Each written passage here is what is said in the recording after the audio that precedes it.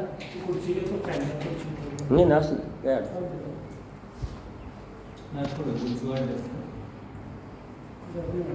सर्वज्ञ श्री चक्रधर स्वामी की जय। आज आपल्या या पांगरी गाव तालुका सिन्नर या मंदिरामध्ये सत्संगाचं आयोजन केलेलं आहे। या गावातीलच जे सद्भक्त आहे शरद दादा, ते माझे यूट्यूबवरती सत्संग ऐकायचे, बरीचशी मंडळी ऐकते। त्या अनुषंगाने दरी आश्रम जो आपला आश्रम आहे तिथं एक कार्यक्रम आयोजित केला होता। आता माझ्याबरोबर जे परमार्ग सेवक आलेले कृष्णा मुदगुल, त्यांच्या मुली आहे, 2 जावळ्या मुली, त्यांचा 8 वर्षाचा वाढदिवस होता। आणि एक भगवान बारगेचे शिक्षक आहे, त्यांच्या मुलाचा वाढदिवस होता। आपण तिकडं असे कार्यक्रम आयोजित करत असतो, 8-9 वर्षाच्या मुलांचे वाढदिवस आणि त्याच दिवशी उपदेश, जे वाढदिवस अधिक संस्कार सोहळा असा कार्यक्रम आयोजित केला होता। आणि तो कार्यक्रम शरददादांना समजल्यानंतर ते आपल्या मुलीला पण घेऊन आले, तिथं उपदेश घेतला। आणि नंतर बरीचशी मंडळी माझ्याकडे दरीला आली होती, तुमच्या गावामध्ये सत्संग घ्यायचं, आयोजन करायचं असं नियोजन होतं। आणि त्या अनुषंगाने आज हा सत्संगाचा योग आपल्याकडे आलेला आहे। माझ्यावर आलेले परमार्ग सेवक किरणदादा भडांगे आहे, कृष्णा मुदगुल आहे, अर्जुन दादा आहे, ते पुण्याचे आहे। आणि त्यांचं वैशिष्ट्य असं की ते उपदेशी घराण्यातले नाही, उपदेशी नाही, परंतु गेली 1-1.5 वर्षापासून सत्संग ऐकता यूट्यूबवरती माझे। आणि ऐकल्यानंतर त्यांनी फोन केला आणि ते दरीला आले। 10 दिवस झाले उपदेश घेऊन, आणि 10 दिवसामध्येच त्यांचा अभ्यास सुरू झाला आहे। कुठपर्यंत पाठ झालं अर्जुन दादा? सहार प्रकरणापर्यंत, म्हणजे पूर्वी प्रकरणापासून अन्य पंचनाम, अन्यवृत्ती, युगधर्म, विद्यामार्ग, त्यानंतर सहार प्रकरण, असे इथपर्यंत पाठांतर पण झालं आणि अभ्यास पण सुरू झाला। हे सांगण्याचं कारण का, की तुम्ही जे आता बसलेले आहात पांगरीचे सद्भक्त जे आहे, हे परंपरेचे उपदेश आहे। इथं सर्वच उपदेशी आहे का? इथं सर्वच उपदेशी आहे का? म्हणजे परंपरेचे उपदेशी, पांगारकर सर्वच उपदेशी आहे। तुमच्या आडनावावरूनच पांगरी गाव पडलं, त्या गावाच्या नावावरून तुमचं आडनाव पडलं,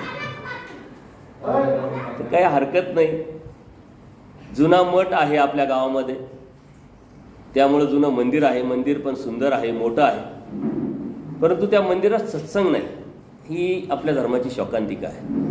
बघा, तुमच्या नातेवाईकांमध्ये, तुमच्या गावामध्ये अन्य लोक भरपूर आहे का जे उपदेशी नाही, तेही धार्मिकता करतात, तुम्ही धार्मिकता करतात, बरोबर की नाही? तेही कर्मकांड करतात, तुम्ही कर्मकांड करतात, तेही अंधश्रद्धा जोपासतात, तुम्ही अंधश्रद्धा जोपासतात, ते विधी करतात, तुम्ही विधी करतात, आणि ते व्रतवैकल्य करतात, उपास तापास करतात। आणि ज्या परंपरेने आलेल्या ज्या गोष्टी आपल्यापर्यंत आपल्या पूर्वजांनी पोहोचवलेल्या, त्यातल्या बऱ्याचशा गोष्टी आपण पाळतो आणि ते पण पाळतात। मग तुमच्यात आणि त्यांच्यात फरक काय राहिला नेमका? ते धार्मिकता करतात, तुम्ही धार्मिकता करता। तर हा फरक जोपर्यंत समजत नाही तोपर्यंत धर्माविषयी आपल्याला जो उत्साह असायला पाहिजे तो राहत नाही। याचं कारण काय आहे ते समजून न घेतल्यामुळं त्यांच्यात आपल्याला काहीच फरक दिसत नाही, कळत पण नाही। धर्म हा जीवाच्या हितासाठी, जीवाच्या भल्यासाठी परमेश्वराने दिलेलं एक सुंदर असं साधन आहे। धर्म कोणालाही भेटत नाही, आणि धर्म भेटण्याचे जे कारण आहे त्या कारणामध्ये आपण कुठंतरी बसलेलो आहे, कळत न कळत केल्यामुळं, आणि त्या परमेश्वराने आपल्यावरती कृपा केली म्हणून आपल्याला कळालंय, आपल्याला समजलंय। धर्म हा बुद्धिवादी लोकांचा आहे, विचार करणाऱ्यांचा आहे, ज्ञानाचा आहे आणि परमेश्वराचा आहे, म्हणून परमेश्वराकडून भेटत असतो। त्याच्यासाठी आपला स्वतःचा प्रयत्न असणं गरजेचं आहे। आता आपल्याला जो धर्म भेटला त्याची किंमत काय आपल्याला माहीत नाही, आणि म्हणून त्याच्याबद्दलची सिरियसता किंवा जो उत्साह आपल्याला असायला पाहिजे तो आपल्या मनामध्ये, आपल्या जीवनामध्ये नाही आहे। परमेश्वराला आपला जो आनंद आहे तो देण्याची इच्छा होती, प्रवृत्ती निर्माण होते, आणि म्हणून देव शोधणी करायला सुरुवात करतात। आणि त्या शोधणीमध्ये ह्या देवता ज्या आहेत त्या नित्यबद्ध आहे, प्रपंच जड आहे, आणि जीव हा पदार्थ अनादि अविद्ययुक्त जरी असला, त्याच्यामध्ये अनंत दोष जरी असले, तर तो सर्वाधिकारी असल्यामुळे परमेश्वराने आपली निवड हा आनंद देण्यासाठी केलेली आहे. धर्मामध्ये 4 पदार्थ सांगितलेले असतात. जीव म्हणजे आपण, देवता म्हणजे जे आपण भक्ती करत नाही, प्रपंच जे आपण बनवतो, प्रपंचाच्या अनुषंगाने जे ज्या सुखाच्या अनुषंगाने जे जे आपल्याला गरजेचं ते आपण बनवतो तो प्रपंच, आणि परमेश्वर. या परमेश्वराने या जीवाला केंद्रस्थानी ठेवून धर्म आपल्याला सांगितला. त्यासाठी स्वतः अवतार घेतला. जीवाला तत्वज्ञान सांगायचे, जीवाला ओळख करून द्यायची, म्हणून जीवासारखे होऊन परमेश्वर आले. आता जीवासारखे होऊन आल्यानंतर त्या परमेश्वराला ओळखणं एवढं सोपं नाही आहे, परंतु परमेश्वराकडून परमेश्वराची ओळख दिल्या जाते, परमेश्वराकडूनच परमेश्वराची जाणीव करून दिल्या जाते, आणि परमेश्वराकडूनच परमेश्वर प्राप्तीला सुद्धा त्या जीवाला घेऊन जातात. परमेश्वराकडून ही सारी प्रक्रिया आहे, परमेश्वराच्या अधिकारातला विषय आहे. हे सांगण्याचं कारण काय, का तुम्ही या गावातले डिफरंट लोक आहात. जो बोध तुम्हाला झालाय, जो परमेश्वर तुम्हाला समजलाय, कळालाय किंवा जाणवलाय, हे कोणालाही कळू शकत नाही. जे परमेश्वराकडून कळाला तर कळतो, आणि याच्या पाठीमागं लागते आपली क्रिया, आणि ती क्रिया लागते अयतुक. अयतुक बुद्धभजन ज्ञानाला प्राप्तीला कारण ठरतं. आता अयतुक म्हणजे कोणत्याही प्रकारचा उद्देश नाही. आईला खुर्ची द्या वाटलं असतं. दीदी खुर्ची द्या ना, कशाला त्रास द्यायचा, हात द्या ना, मग थोडा आधार द्यायचा लगेच. ठीक आहे आई, आता इकडं बघा, इकडं बघायचं. आता तुम्हाला खुर्ची पाहिजे का, खुर्ची पाहिजे का बसायला? नाही, मग ऐका. आता तो परमेश्वराने या जीवाला केंद्रस्थानी ठेवून स्वतः अवतार घेऊन अधिकारी जीवाला निमित्त करून स्वतःची ओळख करून दिली. आता ज्या वेळेस परमेश्वराचा अवतार होतो त्यावेळेस जे जीव असतात त्या जीवाला परमेश्वर ओळख करून देऊ शकतात. जसं पूजनीय भांडारेकर, त्यांना रात्री एक प्रश्न पडला की सत्य काय आहे, माझ्या जन्ममृत्यूचा फेरा कशातून चुकेल, हे जाणून घेण्याची प्रवृत्ती निर्माण झाली, आणि रात्रभर ते तळमळत शोधत राहिले. ती तळमळ, ती अवस्था इतक्या उच्चपुटीला गेले तर परमेश्वर स्वतः अवतार असल्यामुळे स्वतः परमेश्वर भिक्षेच्या निमित्ताने त्यांच्या घरी गेले, आणि पाठीमागील फांकी म्हणजे पाठीमागच्या पानावरती बघा का जो तुम्हाला प्रश्न पडलेला आहे, त्यांच्या लक्षात येतं की माझ्या मनातले यांनी ओळखले, याचा अर्थ ही माझी हितक्ष आहे. आणि तेच भांडारेकरांना बोध दिला, जीवेश्वर भाव म्हटला का मी जीव आहे आणि हे परमेश्वर आहे. आता परमेश्वर अवतार घेतात त्यावेळेस त्या जीवाला काहीतरी निमित्त करून बोध देऊ शकतात, ओळख करून ठेवू शकतात. आता परमेश्वराचं अवतार कार्य जरी असलं तरी अदृश्य स्वरूपात असल्यामुळं आपल्याला परमेश्वर कशाच्या माध्यमातून ओळख देतील, कशाच्या माध्यमातून जाणीव करून देतील.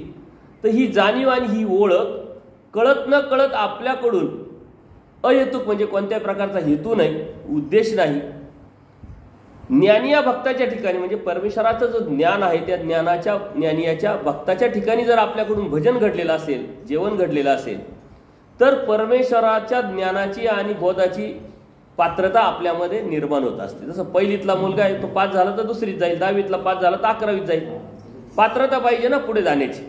तसं ऊर्ध्वगतीचा हा परमेश्वराचा धर्म भेटण्यासाठी पात्रता निर्माण करण्याचं साधन काय आहे? अहेतुक भूतभजन. आणि ते आपल्याकडून कळत न कळत झालेलं आहे. आपल्याला माहित नाही की ह्या व्यक्तीच्या जेवण घातल्याने आपल्याला परमेश्वराचं ज्ञान होणार आहे, बोध होणार आहे, आपल्याला माहित नाही. परमेश्वराची ती कृपा आहे, आणि ही कृपा आपल्या संस्कारावरती येत असते. संस्कार आपल्यामध्ये मुळात जो असतो पूर्वकर्माचा, पूर्व जीवनाचा, त्या संस्कारातून आपण क्रिया करतो, आणि त्या क्रियेचा अहेतुक भाव निर्माण झाल्यानंतर परमेश्वर स्वीकारतात आणि मग आपल्याला बोध होतात. म्हणून बोध जी आहे प्रक्रिया, तुम्ही कोणातरी गावातल्या अन्य लोकांना बोलवा, मग मी त्यांना खूप काही सांगेल, मग लगेच बोध होईल, लगेच उपदेश होईल, अशी प्रक्रिया नाही येते. म्हणून तुमची किंमत तुम्हाला माहित नाही, तुमची किंमत पहिले ओळखून घ्या. तुम्ही उपदेशी आहात, पण उपदेश का घेतला, कशासाठी घेतला, उपदेश घेणं म्हणजे काय हे जर माहीत नसेल तर आपल्या त्या उपदेश घेण्याला काही अर्थ नाही, आपल्या त्या धर्मामध्ये आणण्याला, धर्म आपल्यामध्ये असण्याला काही अर्थ नाही. शास्त्राच्या माध्यमातून धर्म आपण समजून घ्यायचा असतो, जाणून घ्यायचा असतो, आणि त्याची किंमत ओळखल्यानंतर त्यावरती चालायचं असतं. बरं, परमेश्वराने ही प्रक्रिया एकदाच राबवली आहे का? नाही, वारंवार परमेश्वर ही प्रक्रिया राबवतात. परंतु हा जो बोध जो आहे, जो अधिकार जो आहे, जी योग्यता आहे, ही मात्र एका जीवाला एका सृष्टीमध्ये एकदाच मिळत असते. वारंवार जर आपण त्या पात्रतेला निर्माण होऊन त्या पात्रतेला निर्माण करूनही जर बोध सांडावला तर ही जी संधी आहे ही आपल्याला पुढच्या जन्मात मिळत असते. पुढच्या जन्मात लगेच मिळत असते असं नव्हे. पुढचा जन्म पुढच्या सृष्टीचा. शास्त्राने जन्म कशाला सांगितला हे आपण समजून जर घेतलं तर आपल्या लक्षात येईल. आपल्या देहाचे अनेक जन्म झाले. अनंत जन्मात आपण जन्माला आलो, मेलो, जन्माला येऊन परत कर्म केले, कर्मातून भोगण्यासाठी परत नरकात गेलो, परत जन्माला आलो. ही राटगाडी कंटिन्यू चालू आहे. आपल्या धर्माचा सिद्धांत काय? पुनर्जन्म. जन्माला आलेला मनुष्य मरतो, मेलेला मनुष्य जन्माला येतो, जन्माला येऊन करतो काय? कर्म. आणि ते कर्म भोगण्यासाठी जातो 84 लाख योनीमध्ये, स्थावर नरकामध्ये जातो. आणि ते संपल्यानंतर परत माणूस जन्मात येतो. आणि या मनुष्य जन्मात आल्यानंतर परमेश्वर एका सृष्टीमध्ये एका जीवाला एकदाच बोध देतात. आणि त्या बोधाची प्रक्रिया काय आहे, त्याचा अभ्यास काय आहे, त्यावरती चालणं म्हणजे नेमकं काय आहे, तो धर्म जर आपण समजून नाही घेतला आणि चालत नाही गेलो तर धर्म भेटून सुद्धा आपण नरकेत जाण्याची शक्यता असते. म्हणजे आपल्याला संधी तर परमेश्वराने दिलेली कळत न कळत केल्याच्या क्रियेमुळं. आणि ते बी राटघडीच्या दृष्टातून. ज्याप्रमाणे पूर्वी इलेक्ट्रिक मोटरी नव्हत्या पाणी काढण्यासाठी, मोठ असायच्या, राटघडी असायची, ती विहिरीत जायचं, ते पाणी भरून वरती यायचं, त्यावरती शेती चालायची. खाली आलो म्हणजे काय केलं? कर्मभूमीत जन्माला आलो. मोठ भरली म्हणजे काय? आपण कर्माने भरली आणि ती भरल्यानंतर खाली करायला गेलो कुठं? 84 लाख योनीमध्ये. या नरकाची भीती, या नरकाची जाणीव शास्त्रातून जर आपल्याला झाली तर मग आपण धर्म समजून घेतो, जाणून घेतो, त्यावरती चालण्याची प्रक्रिया निर्माण करतो. तर त्यावरती चालण्याची प्रक्रिया तुमच्या मनामध्ये खूप शंका आहे, खूप भीती आहे, खूप न्यूनगंड आहे. उपदेश घेतला बाबा, सकाळ संध्याकाळ देवपूजा करतो, आम्ही मंदिरात येतो, कधी कधी काहीतरी क्रिया करतो, साधू संतांना जेव घालतो, मग झालं, आपला परमेश्वर भेटला. परंतु शाळेत जाणं, ज्याप्रमाणे तिथं गेल्यानंतर काहीतरी करावं लागतं, अभ्यास करावा लागतो, परीक्षा द्यावा लागते, मग पास व्हावं लागतं आणि पुढं पुढं जाता येतं, तसंच उपदेश घेणं म्हणजे फक्त परमेश्वराने या कौशल्यदानाच्या शाळेमध्ये आपल्याला प्रवेश दिलेला आहे. आता या प्रवेश दिल्यानंतर आपल्याला करायचे, पण काय करायचे माहीत नाही का? आता आपण अभ्यास करत नाही, जाणीव करून घेत नाही उपदेश म्हणजे काय, कशासाठी उपदेश घेतलाय. आणि आपल्या मनामध्ये बरेच न्यूनगंड असतात, भीती असते आणि परंपरेचा पगडा असतो. समाजात राहत असताना आजूबाजूला जो परंपरेचा जो पगडा आहे तो सहजासहजी आपण काढू शकत नाही. म्हणून परमेश्वर भक्ती भेटली तरी आपण कर्मकांडातून, अंधश्रद्धेतून, विधीतून निघत नाही. आणि म्हणून भेटलेला परमेश्वर जो भक्त आहे, भक्ती आहे, ती मात्र आपल्याला न कळाल्यामुळं अशीच वाया जाते. परमेश्वराने आपल्याला हे तत्वज्ञान सांगितलेलं आहे, स्वतः अवतार घेऊन वाडेवाडी फिरून अधिकारी जीवाला निमित्त करून सांगितलेलं आहे. आज सुद्धा आपल्याला बोध दिलाय, कोणाच्या तरी निमित्ताने दिलेला आहे. परंतु पुढची जी प्रक्रिया आहे, जी प्रयत्न आहे, अभ्यासाची जाणीव आहे, ती मात्र आपली आहे, स्वतःची आहे. आणि यासाठी द्वापार युगामध्ये श्रीकृष्ण महाराजांनी अवतार घेतला, कलियुगामध्ये सर्वज्ञ श्री चक्रप्रभूंनी अवतार घेतला. प्रत्येक युगामध्ये परमेश्वर अवतार घेतात ज्या ज्यावेळेस धर्माला ग्लानी येते. ऋतुवैकल्य हाच कर्मकांड, हाच अंधश्रद्धा, हाच धर्म लोक समजून स्वीकारतात, त्यावेळेस परमेश्वर स्वतः अवतार घेऊन स्वतःची जाणीव ओळख करून देतात. धर्म आणि अधर्म यातला नेमका फरक सांगतात. द्वापार युगाची जी श्रीकृष्ण महाराजांनी भगवद्गीता सांगितली ते म्हणजे आपलं मूळ तत्वज्ञान आहे. अर्जुन देवाला निमित्त करून परमेश्वराने ते तत्वज्ञान सांगितले. 11व्या अध्यायामध्ये विश्वरूप दाखवलं, स्वतःची ओळख करून दिली. आणि अनन्य भावे मला शरण ये तर तुला निसंशय जन्ममृत्यूच्या फेऱ्यातून काढील असा शब्द पण दिला. मला जाणण्याव्यतिरिक्त काही जाणणं नाही, मला शरण येण्याव्यतिरिक्त कोणाला शरण जाण्याची आवश्यकता नाही, हे निसंशय परमेश्वराने ज्याप्रमाणे भगवद्गीतेत सांगितलं. परंतु भगवद्गीता आपला धर्मग्रंथ आहे, जगमान्य ग्रंथ आहे, परंतु आपल्या घरात नाही. असला तरी वाचला नाही, वाचला तरी समजला नाही, समजला तरी कळाला नाही, कळाला तरी त्यावरती चालण्याची प्रवृत्ती नाही, हिंमत. आणि म्हणून सारं भेटलंय परंतु आपल्याला त्याची किंमत नसल्यामुळं आपण त्यावरती चालण्याचा प्रयत्न करत. प्रत्येक युगामध्ये परमेश्वर अवतार घेतात. कलियुगामध्ये 12व्या शतकात सर्वज्ञ श्री चक्रप्रभूंनी अवतार घेतला. त्यावेळेस 365 दिवसाचे ऋतुवैकल्य लिहिले गेले, त्याला राजश्रय भेटला होता. आणि या अंधश्रद्धेला, या कर्मकांडाला, या विधीलाच लोक धर्म समजायला लागले होते. देवता भक्तीत, परमेश्वर भक्तीत, जीव भक्तीत, परमेश्वर भक्तीत, प्रपंच भक्तीत, परमेश्वर भक्तीत नेमका फरक न कळाल्यामुळं तीच भक्ती आणि त्यातूनच आपण तारून जाऊ अशी मानसिकता तयार झाली होती. आणि त्याच वेळेस नेमकं परमेश्वर अवतार घेत असतात. परमेश्वराने अवतार घेतला. ज्या द्वापार युगामध्ये श्रीकृष्ण महाराजांचे भक्त होते अर्जुन देव, 18 पुराण वेद भास्कर शास्त्र सर्व जाणते होते. सर्व जाणूनही मात्र या जीवनाची मुक्ती कशात मिळेल हे मात्र माहीत नाही. देवता कोण, परमेश्वर कोण, यातला फरक काय हे मात्र माहीत नाही. सर्व 18 पुराण वेद शास्त्र उपनिषद सर्व अभ्यास केल्यानंतरही, सर्व पुस्तकं अभ्यास केल्यानंतरही, सर्व धर्माचे जे साहित्य आहे, वाङ्मय आहे, जे अभ्यास केल्यानंतरही परमेश्वर समजू शकत नाही, कळू शकत नाही. याचं कारण काय? परमेश्वराकडून परमेश्वराचा बोध, परमेश्वराकडून परमेश्वराची जाणीव, आणि त्याला कारण होतं आयतुक बोध भजन. आपली तळमळ, आपली अर्थता, आपली इच्छा, आपला संस्कार या क्रिया करायला भाग पाडतं. त्या क्रियेतून परमेश्वराची जाणीव आणि ओळख आणि बोध आपल्याला होत असतो. त्याचप्रमाणे कलियुगामध्ये पूजनीय माईंभट होऊन गेले, ज्यांनी लीळाचरित्र मराठीतला आद्य ग्रंथ लिहिला. त्याच्या अगोदर मराठीमध्ये कोणत्या प्रकारचा ग्रंथ नव्हता. म्हणजे आद्य ग्रंथ, आद्य कवी, आद्य लेखक हे पूजनीय माईंभट. यांचं बी अभ्यास 18 पुराण वेद शास्त्र भास्कर शास्त्र सर्व अभ्यास होतं. परंतु भक्ती का करायची, कशासाठी करायची, कोणाची करायची, भक्तीतून काय मिळवायचं हे मात्र अज्ञात होतं. जसं आपल्याला आहे. पूजनीय माईंभटांना तर सर्व ज्ञान होतं, तरी अज्ञान होतं. आपल्याला तर काहीच ज्ञान नाही. अज्ञान असणं त्यात विशेष काहीच नाही, परंतु त्यात आयुष्यभर अज्ञानात राहणं हे मात्र विशेष आहे.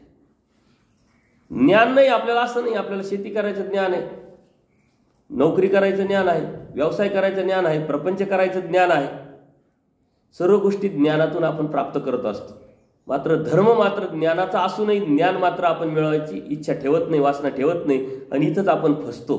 ज्ञान खूप मोठं आहे अशातला भाग नाही आहे, परंतु ते समजून घेऊन उमजून घेऊन जर त्यावरती चाललं तर त्यातून आपल्याला काय भेटायचं ते भेटेल. पूजनीय माईंभटांची देवाची जेव्हा भेट झाली तेव्हा परमेश्वराने अत्यंत सोपा सरळ आणि साधा प्रश्न विचारला. तोही त्यांना सुद्धा साधाच वाटला. ते म्हणले, संस्कृती छेद होईल असं काही आहे का? जन्ममृत्यूचा फेरा चुकेल असं काही तुम्ही अभ्यास केलाय का? तुम्ही भक्ती करताय का? आजपर्यंत जे करताय त्यातून मिळेल का नाही? तो त्यांना सोपा प्रश्न वाटला. तो होताच प्रश्न सोपा. तुम्ही अन्य लोकांना विचार की जन्ममृत्यूच्या फेऱ्यातून चुकाल निघाल असं काही आहे का? ते म्हणले, भक्ती करायची. भक्ती तर सारेच करतात. मी तुम्हाला सांगितलं, सारे भक्ती करतात, तुम्ही भक्ती करतात. नेमका फरक काही जर आपल्याला कळाला नाही तर कोणत्या भक्तीतून परमेश्वर प्राप्ती होईल आणि कोणत्या भक्तीतून आपल्याला जन्ममृत्यूचा फेरा चुकेल हे आपल्याला कळणार नाही. रस्ते तर भरपूर आहे, पण कोणत्या रस्त्यातून तुमचं गाव लागेल हे जर मी समजून नाही घेतलं तर मी चुकेल. तसं जीवनात आलेलो आहे. जीवनात आल्यानंतरही नरदेहात आलेलो आहे, ते एवढं सोपं नाही आहे. नरदेहात जन्माला येऊन सुद्धा भारतात जन्माला येणं हे सोपं नाही आहे. भारतात जन्माला येऊन महाराष्ट्रात येणं सोपं नाही आहे. आणि ज्या ठिकाणी स्थान आहे परमेश्वराने या जीवासाठी निर्माण केलेले त्या ठिकाणी जन्माला येणंही सोपं नाही आहे. बघा, तुमचं पश्चिमेला खोपडीचं स्थान, सिन्नरला स्थान, आणि पूर्वेला डोमेग्राम आहे, संवत्सर आहे. ज्या डोमेग्रामला स्वामी श्री चक्रधरांनी ही पूजनीय माईंभटांना ज्ञान दिलं, बोध दिला, त्याच्या अगदी जवळ तुमचं गाव आहे. ज्या डोमेग्रामला देवानी 50% तत्वज्ञान सांगितलं त्या डोमेग्रामच्या जवळ तुमचं गाव आहे. आणि तुम्ही परंपरेचे उपदेश आहात. तुमच्या गावामध्ये मठ आहे, मंदिर आहे, परंतु त्या देवानी काय सांगितलं हे जर आपल्याला नाही कळालं तर त्या असण्याला काही अर्थ नाही. 84 लाख योनीमध्ये असा मानव जन्म एकच आहे का जो ज्याला हा अधिकार प्राप्त झाला आणि त्या अधिकारातून तो परमेश्वराला प्राप्त करू शकतो. तुम्हाला तो झालाय, नुसता मानव जन्माचा नरदेहाचा अधिकार नाहीये. तुम्ही भारतात आले, भारतात जन्माला येणं म्हणजे कर्मभूमीत, कर्मभूमी म्हणजे कर्मनिष्पत्तीची जागा. पाठीमागचं संपतंय, पुढचं लागतंय. ही कर्मनिष्पत्तीची जागा भारत आहे. त्यातही महाराष्ट्रीय असावे. देवाने सांगितलं का सात्विक भूमी आहे, आणि म्हणून महाराष्ट्राची निवड करून परमेश्वराने अधिकाराला निमित्त करून हे तत्वज्ञान आपल्याला सांगितलं. महाराष्ट्रात स्थान निर्माण केले ते आपल्या भजनासाठी, पूजनासाठी, परमेश्वराच्या प्राप्तीसाठी. ते एक साधन आपल्याला दिलेलं आहे. त्या पूजनीय माईंभटांना हा प्रश्न विचारल्यानंतर त्यांनी कर्माचा सिद्धांत सांगितला. त्यात काय विशेष आहे म्हटले, चांगलं कर्म करा, त्यातून ज्ञानोदय होईल, वैराग्य प्राप्त होईल आणि जीव मुक्तीला जाईल. आज आपण आजपर्यंत हेच ऐकत आलो ना, चांगलं कर्म करा, बस बाकी काही करायची गरज नाही. चांगलं कर्म, बाकी काही करायची गरज नाही. परंतु तो सिद्धांत परमेश्वराने खोडला. म्हटले कर्म किती प्रकारचे? कर्म तर 2. एक नित्य कर्म, जे आपण दररोज आता आंघोळ केली, जेवण केलं, जे बी दररोजचे जे आपण कामं करतोय स्वभावाच्या अनुषंगाने, इंद्रियाच्या अनुषंगाने, ते नित्य कर्म. त्यातून आपल्याला फळ भेटतं. आपण आंघोळ केली, शरीर स्वच्छ झालं, ते ब्राह्मण असल्यामुळे त्यांनी त्यांचे नित्यकर्म वेगवेगळ्या पद्धतीचे सांगितले होते. त्या नित्यकर्मातून म्हटले नित्यकर्माचं लगेच फळ भेटतं, ज्ञानोदय आणि वैराग्य आणि परमेश्वर प्राप्ती ही शिल्लक आहे. म्हटले भेटणार कसं? नैमित्तिक कर्म म्हणजे पुण्यरूपाने केलेले कर्म. आपण म्हणतो ना, अरे याचं पुण्य आड आलं. तर पुण्यरूपाने केलेले जे कर्म आहे ते आपल्याला संकटकाळी उपयोगी पडतात. म्हणजे नित्यकर्म गेले, निमित्त कर्म गेले, कर्मच खाल्ले राहत नाही तर परमेश्वराची भक्ती होईल कशी? म्हणून परमेश्वर म्हणतात परमेश्वराची भक्ती, परमेश्वराची ज्ञान, परमेश्वराची जाणीव ही जीवाच्या प्रयत्नावरती अवलंबून असते. तो प्रयत्न संस्कारावर अवलंबून असतो आणि त्या संस्कारातून केलेल्या क्रियेचं फळ तुम्हाला परमेश्वराने बोध दिलेला आहे. आणि म्हणून तुम्हाला देवता आणि परमेश्वर यातला फरक कळाला आहे. देवाने तर सांगितलंय, परंतु तो न समजून घेतल्यामुळं आजही तुम्ही कितीतरी कर्मकांड करतात, व्रतवैकल्य करतात, अंधश्रद्धा जोपासतात. परमेश्वराच्या भक्तीत आहे, बोध आहे, तरीही याचा अर्थ अप्रत्यक्षरित्या तुम्ही देवतेचीच भक्ती करता.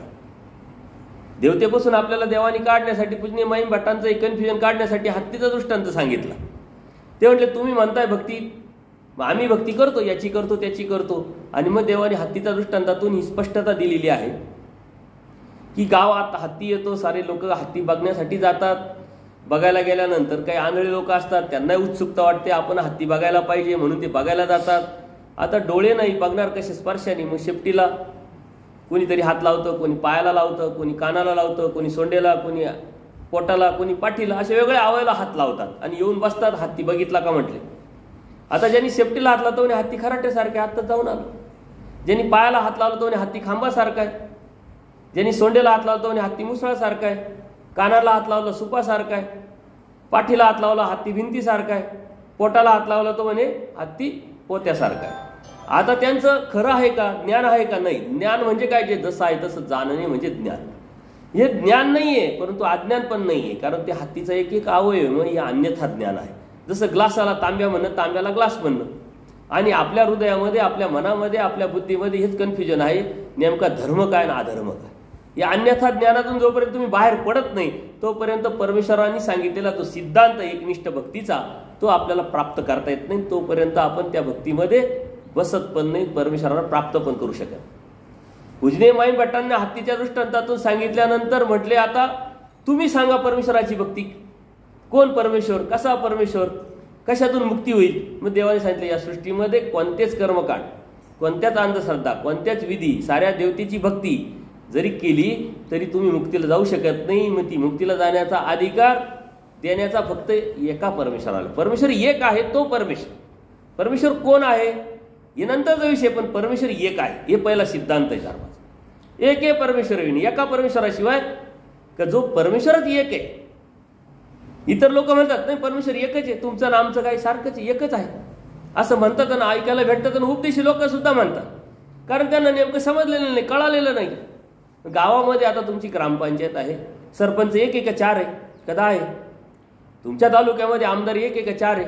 खासदार एक आहे का 4 आहे? एकच असतात, परंतु त्यांचे अधिकार वेगळे असतात. सरपंचाच्या आमदाराची बरोबरी नाही होऊ शकत, आमदाराची खासदाराची बरोबरी नाही होऊ शकत. हे वेगळं पण आपल्याला समजून घ्यावं लागेल. गाव चालवायसाठी ग्रामपंचायत आणि त्या ग्रामपंचायतीतून निवडून गेलेले लोक गावाला द्यायचं काय?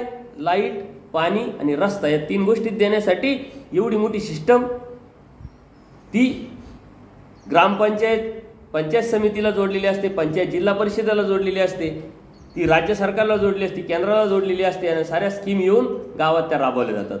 गाव असतं 2-5 हजार लोकवस्तीचं, त्याच्यासाठी एवढी यंत्रणा राबवते. एवढं मोठं ब्रह्मांड आहे, तिलाही काही सिस्टम असेल की नाही? मग तर सिस्टम म्हणजे परमेश्वरांनी निर्माण केलेल्या या जीवाच्या उद्धारणासाठी हा सारा भाग आहे आणि देवता हा त्या सिस्टमचा एक भाग आहे. परमेश्वरांनी सांगितलं या दृष्टांतातून, एक डोळस मनुष्य जातो त्यांना समजावतो की हे एक एक अवयव आहे हत्तीचे, हे हत्ती नाही आहे, हे एकत्र येतील तेव्हा हत्ती तयार होईल. परमेश्वर सांगतात ह्या देवता म्हणजे परमेश्वराची एक एक शक्ती आहे, या शक्तीच्या पलीकडे जी महाशक्ती आहे, ज्याच्या अध्यक्षतेखाली चराचर सृष्टी चालू आहे, तो म्हणजे परमेश्वर आहे.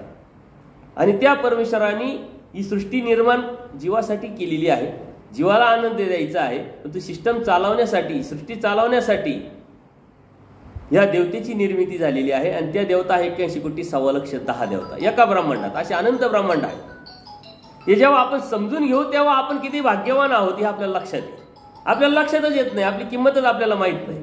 आणि म्हणून आपल्या लक्षात न आल्यामुळं आपण परमेश्वराची भक्ती जरी करत असलो तरी दृष्टपर भक्ती करतो. हे मिळावं, ते मिळावं, असं मिळावं, तसं मिळावं.